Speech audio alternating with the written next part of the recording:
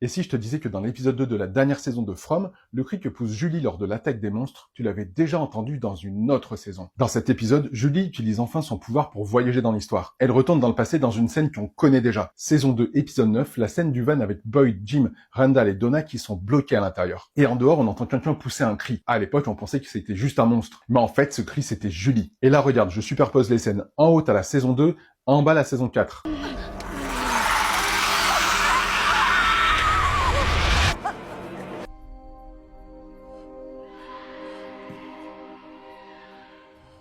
C'est exactement le même cri. La série ne rajoute pas une scène, elle en complète une qu'on avait déjà vue. Julie n'est pas en train de changer l'histoire, elle est déjà dedans. Et ça explique aussi un autre détail. Dans le final de la saison 3, lorsque Jim se fait attaquer, on voit une Julie avec les cheveux courts. Pourquoi? Parce que dans la scène de l'épisode 2, la monstre qui arrive à l'attaquer la tient par les cheveux. Elle va couper ses cheveux pour ne plus se faire attraper. Mais ça ne change rien parce que, comme lui a dit Ethan, on peut visiter l'histoire mais on ne peut pas la changer. Et ça change complètement sa mission. Parce que si elle ne peut pas sauver son père, alors pourquoi continue-t-elle? Ma théorie c'est celle-là. Si Julie ne peut pas sauver son père, alors ses voyages dans l'histoire vont avoir une autre importance. Elle va apprendre et tenter de sauver ceux qui restent. Et justement, la discussion entre Jim et Ethan par rapport au lac aux sanglots pourrait être le résultat des voyages de Julie. Et pense à t'abonner parce que le trailer de l'épisode 3 est sorti et je te prépare une vidéo où je décortique tous les détails.